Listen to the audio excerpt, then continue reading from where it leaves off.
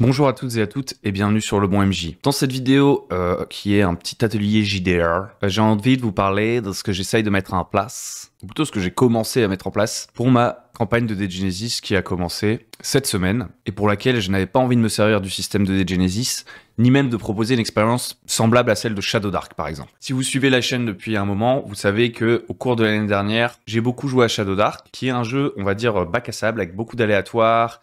On utilise du X-Crawl, on est plutôt dans une tendance old school, revival, etc. Donc vraiment un jeu d'une philosophie bien particulière et j'ai joué comme ça pendant une année. Et puis ensuite, j'ai essayé d'autres trucs, c'était pas hyper concluant. Et en ce moment, je suis dans un délire Degenesis et j'ai une idée assez précise de l'expérience que je cherche à produire, mais j'avais encore des difficultés sur les moyens pour produire cette expérience. D'ailleurs, dans mes dernières vidéos, j'en avais parlé. L'univers de Degenesis, c'est un univers qui est assez riche, voire extrêmement riche, avec beaucoup de nuances, des tonnes de possibilités de jeu, un vocabulaire bien à lui. Donc il y avait pas mal d'enjeux autour de ça dont j'ai déjà pu parler sur le fait de comment amener des joueurs dans un univers qui peut être comme ça assez exotique pour eux en fait, et qu'on puisse jouer en ayant le sentiment que ce qu'on fait c'est assez crédible. Ça on va dire que ça respecte le matériau de base, mais qu'on ait tous l'impression bel et bien de jouer dans le même univers quoi. Alors qu'on n'a pas tous le même niveau de connaissance sur cet univers.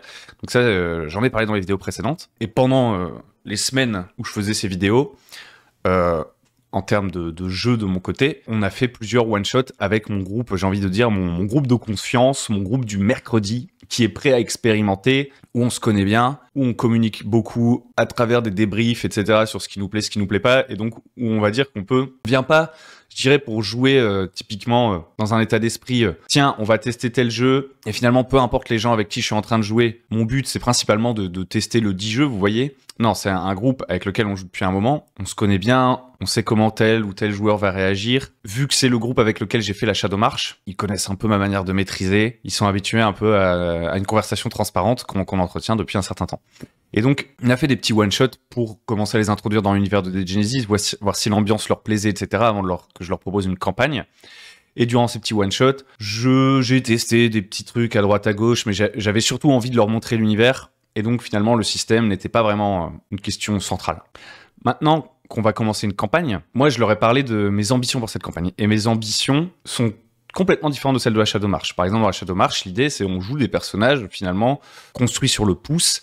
Ils sont dans un grand cadre et on voit ce qu'ils font. Ils font des rencontres, ils tombent sur des monstres, il y a plein de trucs aléatoires et tout. Il y a un côté un petit peu gonzo, mais en même temps, il y a des intrigues préexistantes. J'avais préparé des donjons, j'avais préparé des lieux à visiter et tout. Donc, on était vraiment dans l'expérience Donjons et Dragons telle que moi, telle qu'elle m'intéresse, en fait. Donjons et Dragons, maintenant, c'est plein d'autres choses. C'est vraiment une sorte de mot valise, vu toutes les éditions de Donjons et Dragons, toutes les déclinaisons old school revival qui, on pourrait quand même le dire, sont des héritiers de Donjons et Dragons, etc. Il y a mille et une façons de jouer à Donjons et Dragons. Moi, avec Shadow Dark, j'ai trouvé, je pense, mon truc Donjons et Dragons que j'aime bien. Et donc, si je devais refaire une campagne type Donjons et Dragons, probablement que j'essaierais de repartir dans le même état d'esprit et avec les mêmes techniques de préparation de partie, le même système, Shadow Dark, etc., etc. Là, avec Degenesis, rien à voir. Degenesis, pour moi, c'est pas du tout un jeu d'exploration. Alors, qu'est-ce que j'entends par exploration? Pour moi, exploration, ce n'est pas le fait de jouer des personnages qui sont des explorateurs. Pour moi, l'exploration, c'est une forme d'expérience de jeu. L'exploration, c'est je suis un joueur, je sais qu'il y a un matériau de base qui m'attend, une sorte de monde là. On a des mécaniques pour voir comment on évolue dans ce monde. Est-ce que c'est aléatoire ce que je rencontre? Est-ce que c'est préparé par le MJ? Ou est-ce que le MJ, lui, il improvise carrément avec des tables aléatoires, il prépare pas ses tables aléatoires à l'avance, etc. Peu importe. En fait, l'idée, c'est que l'expérience méta du jeu, en fait, c'est qu'en tant que joueur, on me largue à un endroit, je suis dans un grand bac à sable où je peux faire à peu près tout ce que je veux. Il n'y a pas d'intrigue qui essaie de m'emmener dans une direction, etc. Il y a des intrigues, mais elles sont cachées et c'est moi qui vais vers elles. Et du coup, le principal moteur, j'ai envie de dire, de ce type de jeu, c'est pas le seul moteur, mais c'est le principal moteur, ça va être la curiosité du joueur, de découvrir le monde, le prochain la prochaine salle du donjon, le prochain truc. Ce qui m'intéresse en tant que joueur, c'est d'avancer, de prendre des risques et d'essayer de découvrir des trucs. Et une fois que j'ai découvert ces trucs, de m'en servir maintenant dans le cadre d'un bac à sable, par exemple, pour faire avancer l'agenda de la faction à laquelle j'appartiens, etc., etc. On va dire que d'un point de vue méta, ma position en tant que joueur, c'est celle d'un explorateur. Avec Degenesis, je cherche quelque chose de différent. Je dirais même de presque strictement opposé. En tant que joueur, J'ai pas envie que mon joueur il ait l'impression d'être en train d'explorer. J'ai envie, au contraire, qu'il ait l'impression le plus tôt possible dans l'expérience de jeu d'être familier avec l'univers, d'avoir l'impression d'être à la place de son personnage, le plus vite possible de s'immerger dans son personnage. J'ai déjà fait des vidéos sur l'immersion, qui est un peu un mot valise. La définition de base de l'immersion, je dirais, c'est celle-là. C'est celle dont je viens de parler, celle qu'on met un petit peu, on va dire, par défaut quand on dit immersion à la volée. Je pense que c'est cette idée d'être immergé dans son personnage. On dit, moi j'ai envie d'un jeu de rôle qui fasse de l'immersion, c'est-à-dire que mes joueurs, ils aient l'impression d'être à la place de leur personnage, de ressentir les émotions du personnage, etc., etc. Mais dans Shadow Dark, il y avait aussi un objectif d'immersion, mais c'était un objectif d'immersion différent, c'était un objectif d'immersion dans l'expérience de jeu, dans le côté ludique du jeu, parce que globalement, l'immersion, ça veut dire on oublie, enfin pour moi en tout cas, on oublie le reste et on est concentré dans une sorte d'état de flow, de focus sur la partie. Donc a priori, l'immersion, c'est l'objectif de toutes les parties de jeu de rôle. Mais il y a différents types d'immersion, et pour Dead Genesis, ce que je voulais, c'était une immersion dans le personnage. Avoir l'impression que je suis dans un... Ouais, le plus vite possible de jouer juste, quoi. Et l'enjeu, avec Dead Genesis, c'était de réussir à faire ça, mais dans des situations assez variées, parce que cette immersion dans le personnage n'est pas nécessairement aussi facile à réaliser, quel que soit le cadre de jeu qu'on essaie de jouer. Ce que j'expliquais dans mes vidéos précédentes. Pour avoir cette impression d'état de flow, d'être dans mon personnage et de pas avoir besoin trop souvent d'en ressortir, il faut que j'ai le sentiment de maîtriser un petit peu ce qui se passe. On me dit, tu vas jouer un noble à la cour, on me catapulte directement dans le quotidien de ce noble, et qui se retrouve au milieu, j'ai envie de dire, d'une toile de politiciens hyper variés avec plein de factions, etc., que son personnage est censé connaître, parce que c'est son quotidien, mais que lui, au début de la partie, il comprend que dalle, il va devoir assez régulièrement sortir de sa position de personnage qui est censé savoir les choses pour revenir en mode joueur et me demander à moi en tant que MJ ce que son personnage est censé savoir. En tout cas, s'il veut rapidement être en mesure de faire des stratégies politiques, etc., etc., dès la première partie ou dès la seconde partie, s'il veut rapidement être proactif dans ce qui se passe, il va avoir besoin d'informations en tant que joueur, parce que l'autre solution, qui est pas dégueu, hein, mais qui va pas dans le sens de mon objectif, c'est de dire tu es un noble, tu es à la cour, et commencer avec des situations très très simples, ne pas lui montrer toute la cour, etc., et lui faire découvrir petit à petit. Finalement, on va dire que la marge de manœuvre du joueur est un peu plus limitée, parce qu'en gros, il n'interagit que avec ce qu'il connaît. Et donc, à partir du moment où il n'interagit que avec ce qu'il connaît, et qu'il connaît très peu de choses au début, et qu'il les découvre petit à petit de session en session, le moment où il va pouvoir vraiment commencer à jouer Machiavel, vous voyez, qui connaît l'endroit où il a grandi, qui est censé connaître tous ces gens de la cour, il va arriver relativement tard, en fait. Ce qui est pas grave en soi, parce que, du coup, ça mettrait l'accent ici, si vous voulez, en tant qu'expérience, sur la découverte. Donc on revient un peu dans un truc d'exploration, c'est-à-dire que je sais pas grand-chose de l'endroit où je suis, je sais à peu près le personnage que je suis, qui participe à une grande valse avec 200 courtisans de la cour, là. Sauf qu'au début, j'en connais que 2-3. Je connais pas bien l'univers de jeu, et en fait, je me laisse plus porter par l'ambiance, et je me dis, c'est pas grave, au fur et à mesure des sessions, je vais découvrir ce monde dans lequel j'évolue. Et du coup, a priori, ça me semble être une position un petit peu plus passive au niveau joueur, dans un premier temps. Et aussi, en tant que MJ, ça me met dans une position très très différente. C'est moi qui dois délivrer beaucoup d'informations et qui doit plus ou moins guider le joueur au fur et à mesure. Jusqu'à ce qu'on arrive au point où il est capable de voler, entre guillemets, de ses propres ailes dans le cadre de jeu. Tandis que moi, vraiment, mon objectif pour Dead Genesis, c'était beaucoup plus de, dès la première session, en tant que MJ, reculer et regarder les joueurs jouer et me dire, ils sont déjà dans leur personnage. J'y crois, en fait. J'y crois, genre, en tant que MJ, ça me fait déjà plaisir de les voir jouer, entre guillemets. Donc, une solution pour ça, potentiellement, c'est la totale émergence et la narration partagée. En totale émergence et narration partagée, le MJ, c'est pas forcément beaucoup plus de choses que les PJ. Et donc, du coup, dès le début, il peut leur dire, bon, toi, tu joues tel rôle, toi, tu joues tel rôle, toi, tu joues tel rôle. Le monde, on a écrit 2-3 bullet points de ce que c'est le monde. Et maintenant, allez-y, racontez le truc, et puis moi, je viendrai compliquer l'histoire. Mais ça colle pas hyper bien avec Dead Genesis, parce que, étant donné que j'avais un matériau préexistant que j'avais envie de jouer, donc à savoir Dead Genesis, si je faisais ça, on aurait pu partir dans une direction qui n'a rien à voir avec Dead Genesis. Vous en doutez bien, si on avait écrit, bon, c'est un peu du post-apo, nanana, et qu'ensuite on avait dit, vas-y, on raconte une histoire tous ensemble de post-apo, ça aurait été les influences de tout le monde qui se mettent dans la partie. On n'aurait pas, entre guillemets... Enfin, moi, ça m'aurait pas donné la sensation qu'on joue tous dans un univers commun qui est celui de Dead Genesis. Et en plus, en termes de position de joueur, c'est encore une fois pas vraiment la même expérience. Parce qu'en termes de position de joueur, lorsque on a une narration partagée, on va dire, partant du principe qu'elle est complètement débridée, il y a très très peu de règles, etc. En fait, à tout moment, je ne suis pas nécessairement en train de jouer seulement mon personnage, mais j'ai aussi une sorte de position de réalisateur, je peux mettre en scène des choses, ça fait partie de l'expérience et on est plus en train d'écrire une histoire tous ensemble. C'est pas la même chose que de s'immerger dans son personnage. Pour s'immerger dans son personnage, j'ai le sentiment que c'est des outils un peu différents dont on a besoin. Par exemple, de comprendre bien la psychologie du personnage qu'on va jouer dès le début. Si cette psychologie est un peu émergente et évolue, bah pendant la partie, il va y avoir des moments où, au lieu d'avoir l'impression d'être immergé dans mon personnage, je vais avoir l'impression de construire mon personnage. Quelqu'un qui vient me parler, un PNJ, admettons il se montre un peu agressif. Moi j'ai pas encore trop d'idée de qui est mon personnage et je me demande est-ce que du coup il répond par l'agressivité ou est-ce qu'il la joue plutôt finaude? Qu'est-ce que ça va vouloir dire de mon personnage? Qu'est-ce que j'ai envie de montrer aux autres, etc. C'est pas vraiment les mêmes questions, la même expérience que de savoir déjà, pas dire à 100% qui est mon personnage, hein, mais d'avoir une bonne idée de qui est mon personnage et de réagir un peu du tac au tac, presque sur l'émotion potentiellement. Je sais pas. C'est plutôt ça que je recherche en fait. Voilà, maintenant que j'ai essayé de définir assez précisément, autant que faire se peut, l'expérience que je cherchais à faire, je vais vous montrer un petit peu comment j'ai fait pour ma première session où je trouve que ça a bien marché. Je peux encore l'améliorer, mais je trouve que ça a bien marché. Donc ce que j'ai fait, c'est pour du Genesis, etc.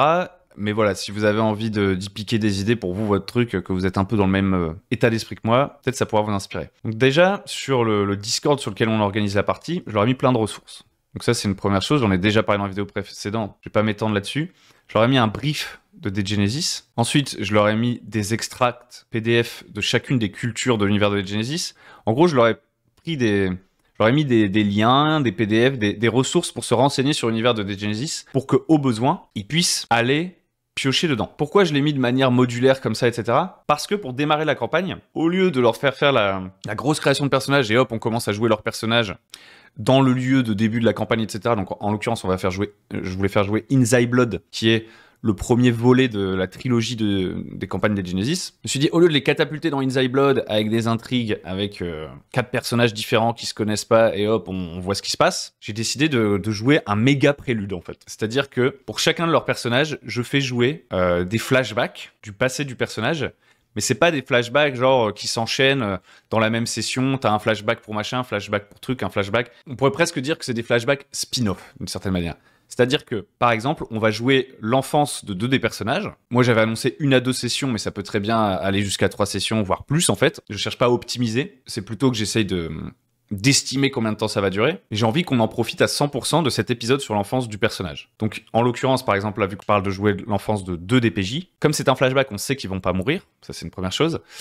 Et le truc aussi, c'est qu'il y a 2 autres joueurs dont les personnages ne sont pas dans ce flashback, et donc je leur file un pré-tiré pour jouer ce prélude. Et en gros, en faisant des sortes de petits préludes qui vont pas forcément faire 2-3 sessions pour chaque PJ, il y en a, j'ai des idées un peu différentes. Il y en a, ça peut être par exemple, il y a un des PJ, là, dont on joue l'enfance. Il y a 2 PJ dont on joue l'enfance. Une fois qu'on aura fini ce petit arc sur leur enfance, où ils sont des enfants ferrailleurs à Aquitaine, qui travaillent sur des bateaux pour extraire de la ferraille et des artefacts de l'ancien temps pour gagner leur croûte. Une fois que cette sorte de prélude de ces 2 personnages sera terminée, il y en a un, je sais déjà, qui va devenir chroniqueur. Pour la campagne principale, il sera chroniqueur, donc il sera dans le culte de la technologie, etc., etc. Et donc en fait, pendant cette sorte de prélude, je lui fais jouer son recrutement aussi chez les chroniqueurs qui l'approchent, etc., etc. Donc on joue ce passage comme ça je suis un peu, entre guillemets, un enfant de la street, je rejoins un culte. Donc je trouve que le thème, il est stylé, il y a des choses à jouer autour de ça. Mais l'autre enfant, lui, il va pas devenir chroniqueur. On a déjà décidé que lui, le cœur de son personnage, c'est que c'est un personnage qui est traumatisé par sa rencontre avec un psychonaute, donc un homo de Genesis, dans l'univers de Genesis, pour faire simple, un stromon, pour ceux qui n'ont pas vu les autres vidéos. Et lui, on sait pas trop, j'ai beaucoup moins une idée de comment est-ce qu'il va rencontrer ce truc, et ça tombe là dans le fait de jouer son enfance, il ne rencontrera pas de psychonaute, j'ai pas prévu de forcer cet événement, j'ai envie que aussi mes préludes, ces sortes de flashbacks ne soient pas des choses scriptées, plutôt des choses avec des checkpoints, mais genre des checkpoints lointains, vous voyez, genre 3 sessions, entre 2 checkpoints. Donc entre temps, il peut se passer plein de trucs, c'est du bac à sable là. Mais lui, en gros, sa rencontre avec le psychonaute, on va probablement pas la jouer là, et donc je prévois, c'est pas encore fixé dans le marbre, mais dans mon idée, qu'il y aura un autre épisode prélude qui sera juste un one-shot, en mode centré sur son personnage à lui, peut-être 5, 6, 10 ans plus tard, plus vieux, et on jouera sa rencontre avec le psychonaute. Et à ce moment-là, les 3 autres joueurs, je leur donnerai 3 pré-tirés, que je vais essayer de rendre intéressants, avec des relations intéressantes avec le personnage qui doit rencontrer le psychonaute, pour jouer une séance autosuffisante où le but, ce n'est pas de faire de l'exposition, c'est déjà de jouer. C'est ça aussi l'enjeu. C'est-à-dire que si je fais que des longues... si je fais 50 séances d'exposition, juste pour dire « Waouh, les personnages et tout », on va vite se faire chier. Non, non, à chaque fois, il y a des choses à jouer, il y a des enjeux, etc. dans chacun de ces préludes. Et je dois trouver des bons pré-tirés à leur mettre, etc., etc. Et donc, pour reboucler, c'est la raison pour laquelle je leur ai mis de manière assez modulaire des informations sur l'univers, parce que par exemple, là on a commencé, ils jouent tous des ferrailleurs, donc ce que je leur dis c'est lisez ce PDF ferrailleur. Essayez de le lire une fois, pour ceux que ça amuse, lisez-le 2 fois, lisez-le 3 fois, c'est à disposition. À vous de voir l'investissement que vous voulez mettre là-dedans, mais il y a une ressource, et idéalement, en termes d'investissement, pour que ce soit cool pour tout le monde, je vous recommande de lire le truc sur les ferrailleurs. Ça va être plus cool pour tout le monde. Ça c'est une première chose. Ensuite, voilà, les ferrailleurs, c'est un culte dans les Genesis, mais ce culte, il a des représentants très très variés, l'univers est nuancé, il y a plein d'endroits où jouer, et donc je veux les amener en Aquitaine, dans la peau de personnages un peu plus précis. Donc ce que j'ai fait, je leur ai fait un petit doc que j'ai appelé casting. Je vais vous montrer ça. Il y a peut-être des fautes et tout. Comme d'habitude. Je leur ai fait un petit casting en 3 pages. Donc le but ici, avec ce doc, c'est pas de dire faites un doc avant de préparer votre campagne pour aider vos joueurs.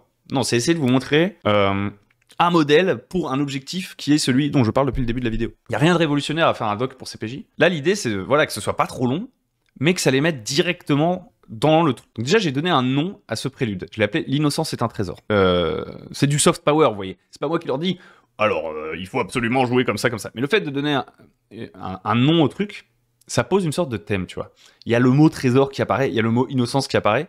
Ça nous met dans une sorte de petit mindset. C'est presque une mécanique cachée, si vous voulez. C'est pas objectivement annoncé que il faut que chacun, à un moment donné, arrive à caser dans les dialogues la phrase « L'innocence est un trésor ». C'est pas ça l'objectif. C'est juste de donner un titre à ce à quoi on va jouer. Essayer d'aligner un petit peu la vision de tout le monde dans ce qu'on va jouer. Ensuite, je mets un objectif plus clair. Jouer l'enfance des personnages de Glorant et de Nat, qui étaient tous les deux des souris, c'est-à-dire des jeunes ferrailleurs. Voilà. Ça, c'est l'objectif. Ensuite, je leur mets un petit peu de contexte. L'histoire se passe à Aquitaine, une ville florissante de l'ouest de la Franca, épargnée par les ferromanciens. La ville est cosmopolite, les Anabaptistes et les Jamétans s'y croisent, on y commerce, sous le regard du conseil aquitain des 30 Girondins, blablabla. Donc là, je leur donne du lore un peu, qui est un mix entre du lore officiel de Genesis, du lore issu de création des fans de Genesis, et ma take, ma vision des petits trucs que je peux avoir envie de mettre. Mais en gros, je leur mets une sorte d'ambiance, la ville où on va jouer, les factions en présence, et j'essaie de rendre ça court, quoi. J'en fais pas des tonnes. S'ils veulent creuser, ils ont toujours accès aux documents que je leur ai mis sur Discord. Mais moi, ce que j'essaie de faire, c'est que dans ce document, faire en sorte qu'il soit le plus autosuffisant possible. Je leur décris pas tout ce que c'est les chroniqueurs et les ferrailleurs, je compte sur eux pour se renseigner. Parce que finalement, c'est presque mon objectif qu'ils aient envie de se renseigner tout seuls. Si je les force à le faire, c'est rigolo pour personne. J'essaie de titiller leur curiosité, et avec ça, je leur mets un peu de contexte. Ensuite, je leur dis, vous incarnez des ferrailleurs. Donc vous allez jouer un peu leur quotidien, mais aussi une aventure, potentiellement. Le but est de mettre en avant les relations de vos personnages et de rendre ça beau. C'est aussi bête que ça. Et là, je donne à chaque joueur des petits trucs pour jouer son personnage. Et donc là, pareil, j'essaie d'être concis et de lui donner vraiment... Et c'est un peu au pifomètre, il n'y a pas d'études scientifiques derrière ça. Mais en fait, j'essaye, d'une certaine manière, de profiter de mon expérience de MJ pour leur résumer le pré-tiré d'une manière la plus optimale possible. C'est-à-dire que quand moi, je prépare des trucs, je travaille pas mal en bullet point ou des trucs comme ça. Enfin, ça dépend, des fois, j'écris des gros textes aussi, mais j'essaye, en gros, de la manière la plus condensée possible, de leur filer un personnage dans lequel ils vont pouvoir tout de suite enfiler les bottes et jouer le bonhomme et se dire « c'est cool ». Donc, ça veut dire déjà que je leur donne ce document assez tôt. Je leur donne pas le jour de la séance. Je leur avais donné là, je pense 5 jours avant la séance pour qu'ils aient le temps de le lire, de le relire et que ça les travaille pendant quelques jours aussi. Et donc par exemple, Bastien, et d'ailleurs je leur autorise à changer des trucs. Par exemple, je l'avais appelé Bastien, son pré-tiré. Il a changé, il l'a appelé Alex. Donc c'est un jeune orphelin qui a été récupéré par Horace et Alain. Il a 9 ans, c'est une souris, c'est-à-dire qu'il aide les autres ferrailleurs à ramasser de la ferraille. Avec sa petite taille, il peut se faufiler partout. Horace et Alain l'emmènent pêcher aussi, mais là, Bastien ne peut qu'observer et apprendre. Nathan est plus grand et plus fort, et Bastien essaye de l'imiter. Mais son aîné fera un meilleur ferrailleur que Bastien, il n'y a pas de doute là-dessus. Toutefois, Bastien est malin et comprend mieux la mécanique, les vagues, les gens, les nombres. Il est surdoué et finira par être recruté par les chroniqueurs, le technoculte, pour sa capacité à raisonner. Donc avec ça, j'espère que mon joueur, il va comprendre son personnage. Donc ça part pas de rien, puisqu'il y a eu une session 0 où le joueur m'a parlé du fait qu'il voulait jouer un chroniqueur, etc., etc. Et donc c'est pour ça que je vais créer ce personnage. Je leur montre les autres persos. Je leur file pas des secrets. Je leur montre aussi les autres persos, comme ça ils savent à quoi s'attendre des autres. Parce qu'en fait, il faut bien comprendre que ces personnages sont censés vivre ensemble depuis des années. C'est pour ça que pour qu'ils puissent mettre le plus vite possible leur pompe dans les personnages, je préfère utiliser la transparence, c'est-à-dire qu'ils sachent qui sont les personnages des autres et quel est leur agenda pour pouvoir un peu jouer autour de l'ironie dramatique, de connaître peut-être les objectifs des autres personnages, de savoir un petit peu vers quoi ils tendent, et aussi avec une certaine connivence en fait. Donc c'est presque un document de casting pour une petite pièce de théâtre, quoi, entre guillemets. Bon, il n'y a pas de texte, c'est pas scripté, mais ça les met dans une... J'essaie de les orienter rapidement, parce qu'il faut savoir que toute cette préparation dont je vous parle là, ça s'est fait d'une semaine sur l'autre, entre la session 0 et la partie qu'on joue. C'est pas une préparation sur 1 mois et demi. Et donc, pour ça que j'essaie d'être concis et efficace et de trouver le moyen le plus rapide d'atteindre le résultat qu'on cherche. Donc, Horace et Nef, enfin Horace, incarné par Nef, quarantenaire, vétéran chez les ferrailleurs, il tient une guinguette de poissons grillés en temps normal afin de faire fructifier son argent obtenu en ramassant la ferraille dans les navires échoués. Il aime beaucoup Bastien et Nathan, mais ne trouve plus de sens dans sa vie et il compte rejoindre la résistance qui combat les ferromanciens. Il ne leur en a pas encore parlé et repousse le moment. Avant cela, il veut mettre ses garçons à l'abri en leur laissant de l'argent. C'est une force tranquille, il est souriant, attentionné, il essaye de préserver l'innocence de ses protégés sans les couver pour autant, ce qui n'est pas toujours un équilibre évident. Et c'est pareil pour chaque personnage. Alain, le frère de Horace, est un ferrailleur fougueux, qui aime les paris, les coups risqués, les femmes. Alain a contracté des dettes auprès de Clank, pour de la brûlure et pour du matos de ferrailleur. Alors, les dettes auprès de Clank, complètement oublié que j'avais mis un nom Clank, complètement random, ça n'a pas servi pendant la session. Le but c'était de dire qu'Alain il avait contracté des dettes. Pour de la brûlure donc, et pour du matos de ferrailleur, et il a tendance à mal dépenser son argent et creuser la dette. Habituellement, Alain et Horace vivent de la pêche en mer, des revenus de la guinguette et du travail au chantier. Alain voudrait faire un gros coup pour payer toutes les dettes avec Horace. Alain trouve que Bastien et Nathan ne rapportent pas assez par rapport à ce qu'ils coûtent, même s'il n'a pas de grief personnel contre les jeunes garçons. Et là, on sait pas pourquoi, j'ai mis la phrase au pluriel. Ils pensent qu'il faut qu'ils volent de leur propre zèle. Des fois, je sais pas comment je fais des fautes pareilles. C'est quand on écrit pas de manière linéaire, ça. Nathan est un orphelin. À 13 ans, il est fort pour son âge. Il court plus vite, frappe plus fort et est très alerte. Horace et Alain, ses mentors, lui donnent des responsabilités de plus en plus. Il protège Bastien, son camarade souris. Bastien l'énerve un peu parce qu'il, avec un S, mais je ne comprends pas, qu'est-ce que j'ai branlé ?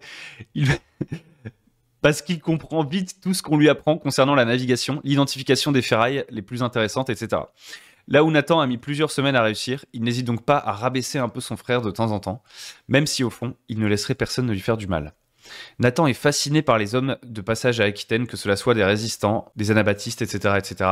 Il compte bien voir du monde et écrire son histoire quand il sera plus grand. Nathan cherche à impressionner les autres et à être plus fort pour que les adultes le regardent, mais les ferrailleurs bourrus parmi lesquels il grandit lui accordent peu de temps. Il lui ébouriffe les cheveux avec tendresse de temps à autre, certes, mais leurs yeux ne pétillent pas de fierté. Un jour, ce sera le cas. Je récapépète sur cette étape-là. Je propose un casting avec des relations entre personnages qui sont déjà bien établies. J'essaye de mettre en place une psychologie de personnages, le tout le plus court et concis possible pour que ce soit facile à mémoriser et à avoir les éléments importants en fait. Et ensuite, quand la partie commence, je suis plus du tout là pour forcer les joueurs à suivre ces recommandations. Mon but, c'était juste de les aligner, de créer une sorte de culture préétablie de groupe pour la partie qu'on va jouer. C'est ça mon objectif, pour que dès les premières minutes, on se sente dedans et les joueurs ils aient l'impression d'être chez eux, avec le contexte, avec les relations bien déterminées entre leurs personnages. Et un truc supplémentaire que j'ai rajouté un peu en dernière minute, enfin que j'ai rajouté une journée plus tard, c'est que j'ai réfléchi à des PNJ, tout ça, et je leur ai juste mis les petits PNJ comme ça. Genre vite fait, des PNJ qui peuvent connaître et qui seront peut-être amenés à croiser. Et ça permet déjà potentiellement aux joueurs de se projeter dans des relations avec ces PJ. On n'a pas établi des relations avec ces PNJ dès le début, mais ils ont déjà eu, on va dire, une première exposition à ces PNJ, ce qui va leur permettre de plus facilement les reconnaître quand je les ferai venir et aussi plus facilement improviser autour. Donc, petite galerie de PNJ sans trop les développer, juste pour pouvoir improviser autour. Cassel, une ferrailleuse de Saint-Brieuc qui s'y connaît en plongée mais qui ne veut plus aller en mer. Katamar, qui ordonne le découpage des carcasses de bateaux, un contrôle fric qui surveille les équipes de pilleurs d'écume. Braxo, originaire de Borca, il essaie d'organiser les ferrailleurs pour former un collectif en reproduisant le modèle de Bosch à Justicienne. Kraken, une grosse brute, chef des désosseurs, etc., etc. Et donc en fait, je leur mets un petit casting comme ça, qui peuvent regarder... Et comme ça, quand on arrive le jour de la partie, sur mon All Beer Rodeo, on est tous prêts à jouer des personnages qui sont pas trop clichés. Ça, c'est une première chose. Tous prêts à jouer une sorte de mini bac à sable, où tout le monde est un petit peu familier avec le dit bac à sable. Donc, il n'y a pas une longue phase d'exposition / exploration du bac à sable. Et j'ai trouvé, je sais pas si ce sera pareil pour les autres itérations, parce que les ferrailleurs, c'est relativement simple à capter, je trouve. Même si on connaît pas l'univers de Dead Genesis, c'est rapide à comprendre. On lit vite fait le truc sur les ferrailleurs et tout, on a compris ceux qu'on va jouer. Je sais par exemple qu'à terme, il va y avoir on va jouer des jets à métan, ce sera peut-être plus difficile. Mais en tout cas, pour cette première, j'avais le sentiment qu'on était tous dedans direct et on n'était pas là pour jouer des clichés. Parce qu'en fait, quand on joue des pré-tirés aussi, je sais pas si vous jouez un pré-tiré de Cyberpunk, j'en sais rien. Il se peut que finalement vous choisissez un peu des personnages en mode fonction, genre il va y avoir le hacker, il va y avoir le machin, il va y avoir le truc. Parce que le cœur du one-shot, c'est d'accomplir une mission spécifique, moins que de raconter une histoire. Pour le coup, genre si vous jouez avec, je sais pas moi, un système genre Shadowrun, des trucs comme ça, on va dire que sur un one-shot avec pré-tiré, on est plus en train de dire, choisissez votre cliché. Ok, toi t'es le tank, un peu rigolo. Toi tu es le soigneur bienveillant. Blablabla, on prend tous notre cliché, on joue notre petit truc dans la soirée et puis voilà. Les personnages sont pas toujours au cœur des one-shots en fait. Et moi, j'avais envie que sur du court terme, on ait tout de suite l'impression que c'est vraiment les personnages et leurs relations qui sont le cœur du truc, quoi. Et ça a plutôt bien marché. Donc maintenant, je vais vous parler plus du côté système, vu que, encore une fois, l'objectif, c'est plutôt de sortir le moins possible en méta du jeu, pour le coup. Alors, quand je dis ça, c'est pas du tout pour dire que c'est mieux ou pas. Hein. Ce que je trouve intéressant, c'est d'évoluer et de tester des choses différentes et de jouer au gré de ses envies. Et donc, ceci n'est pas une évolution de Shadow Dark. Que là, ce que je vais vous dire, c'est complètement contradictoire avec Shadow Dark. Ici, on joue à un jeu où je voulais pas qu'il y ait de système de jeu. Il y a des mécaniques, mais il n'y a pas de système de jeu. C'est quoi la différence que je fais entre avoir des mécaniques et avoir un système de jeu? En fait, pour moi, un système de jeu, alors, il y a un système de jeu non dit, on va dire. Bref, ça c'est pour ceux qui pinaillent. En gros, pour moi, un système de jeu, un système de mécanique quand on achète un jeu de rôle, la promesse c'est essaye d'appliquer toutes les mécaniques de mon livre et ça va produire une expérience particulière. Elles sont imbriquées les unes entre les autres. C'est un système, c'est une combinaison d'outils qui sont censés être utilisés dans un certain ordre avec une certaine guideline en tête et on doit suivre, entre guillemets, le manuel de jeu pour jouer au jeu. Pour moi, c'est ça le système. Mais ce système, il peut être découpé en petites mécaniques. Et là, en l'occurrence, moi, j'ai plusieurs mécaniques qu'on a utilisées, mais elles forment pas un système d'équilibrage, etc. Déjà, les personnages n'ont pas de caractéristiques. On les a juste décrits. Vous voyez, ils savent, grâce aux petits trucs de casting, ils ont des pistes pour incarner les personnages, mais il n'y a pas moi j'ai plus 4 en force ou je sais pas quoi. Avec les images etc., on se projette, on a des sortes d'attendus en voyant les personnages. Les règles, je vous en avais déjà parlé un peu, ça a légèrement évolué et je vais pas y rester 450 ans. Il y a deux types de jet de dés, il y a le jet de drama, donc qui est une sorte de jet pour ouvrir la narration et qui va permettre de savoir si on fait des succès avec complications, des succès critiques, etc. C'est un jet à la PBTA, en l'occurrence plutôt inspiré de Spire. Ensuite, il y a un jet binaire en descend, genre en mode vraiment pour avoir une réponse oui/non à un truc. Et donc la difficulté du jet à chaque fois, c'est moi qui la détermine. J'ai décidé de pas mettre une grande... Au début, j'étais parti sur un truc avec beaucoup plus de granularité, j'ai envie de dire. En fait, je me suis dit, c'est complètement bête parce que dans une optique un petit peu plus story game, un petit peu plus on se concentre sur le drama et tout, j'ai le sentiment que beaucoup de granularité, ça sert pas à grand chose. En fait, ça va augmenter le temps passé à essayer d'estimer quelle va être la difficulté, combien de points de compétences j'ai, etc. Donc ça va nous sortir plus de l'objectif d'immersion dans le personnage. Comme on est plutôt dans une sorte de... On raconte une histoire, la majorité du temps, en fait, on va pas jeter les dés parce qu'on va suivre ce qui nous semble logique. Ça peut faire l'objet d'une discussion à un moment donné s'il y a quelqu'un qui est pas d'accord avec ce qui est en train de se passer. Mais globalement, si on est tous alignés, si on est tous sur la même longueur d'onde, dans l'état de flow, vous voyez, on sait à peu près ce que notre personnage il devrait réussir, ce que notre personnage il devrait rater, etc. Et on sent aussi les moments où il peut y avoir un tournant. Et au moment où il peut y avoir un tournant, on n'a pas envie de faire un jet à 95% de chance de réussite ou un jet justement à 10% de chance de réussite, vous voyez. Dans la logique plus narrative dans laquelle on est, le jet à 10% de chance de réussite, on se dit, franchement, il y a des chances que ce soit juste un échec, quoi. Et puis on continue, en fait, on se pose pas la question. Donc en fait, les moments où on jette les dés sont rares. Ils doivent être dans on va dire, un faisceau, je dirais, de jets intéressants. Un truc où on est autour, comme je disais, de minimum 25% de chance de réussite, maximum 75% de chance de réussite, un truc comme ça. En fait, on peut jeter les dés le plus moment où on se dit, la situation, c'est un coin flip. C'est du 50-50, c'est un moment de bascule. Les jets sont pas vraiment là pour venir vérifier les compétences des personnages. Les compétences des personnages, on les connaît et dans la manière dont on raconte, on va essayer de les respecter. Les jets, ils sont là pour les tournants et donc c'est pour ça que ça sert pas à grand chose d'avoir un grand spectre de chances de réussite et d'échecs différents, d'avoir des facteurs qui s'additionnent, genre un truc qui me donne plus 10%, un autre truc qui me donne plus 10%, un autre truc qui me donne plus 10%, on s'en fout dans ce cadre de jeu-là. Donc vous voyez, le tableau des différentes chances de réussite et d'échec, il est assez resserré. Ensuite, il y a l'ego, donc c'est en gros la petite currency que les joueurs ont, il y en a certains qui en ont déjà dépensé un petit peu, qui permet d'augmenter les chances de réussite. Pour la mort, j'en avais déjà parlé dans une autre vidéo, mais en gros, le PJ a le dernier mot sur la mort. Et ensuite, la dernière mécanique un peu soft que j'ai mise, que j'ai pas assez utilisée, mais j'aime bien l'idée, je sais pas encore si j'utilise de la manière la plus intéressante qui soit, etc. Ça, par contre, c'était un premier test, j'y ai pas assez pensé, mais je vais la garder quand même. C'est la mécanique de Sun, Moon and Death. En fait, j'avais envie qu'il y ait un petit côté ésotérique, qu'on arrive d'une certaine manière à se connecter dans la vision de l'histoire qu'on est en train de raconter, avec des non-dits aussi. Par exemple, sur un G où on a critical failure, succès avec un coup, succès critique. Qu'est-ce que c'est finalement un échec critique? Qu'est-ce que c'est le coût du succès si je fais un succès avec un coup? Ça peut être des trucs complètement différents. Imaginons, je me bagarre, je peux faire un succès avec un coup. Le coup, ça peut être j'ai une petite cicatrice ou je perds un bras, vous voyez. Et ça n'a pas vraiment le même impact. Pour ne pas avoir à trop discuter de ça, en tout cas moins en discuter, moins devoir se mettre d'accord sur les conséquences, et donc du coup, essayer de moins être dans une conversation ludique et rester le plus possible dans la conversation, dans l'histoire, dans la fiction. J'ai pris un petit système de tarot, et en gros, au début d'une scène, si la carte de tarot qui est en place, c'est le soleil, on se met d'accord sur le fait que cette scène, ce n'est pas une scène qui peut ultra mal tourner, on est plutôt dans l'exposition. En fait, ça nous permet de nous aligner sur un mood, vous voyez? C'est ça l'objectif. Le soleil se couche et que maintenant c'est la lune, on sait qu'on commence à être dans un mood qui s'assombrit. Les conséquences d'un jet de dératé, etc., ne seront plus les mêmes. Ça pourrait être une blessure qui va être pénalisante pour la suite. Ou bien, juste l'ambiance va être plus grave. On va peut-être essayer de faire un peu moins des blagues, vous voyez. Des trucs comme ça, c'est aussi con que ça.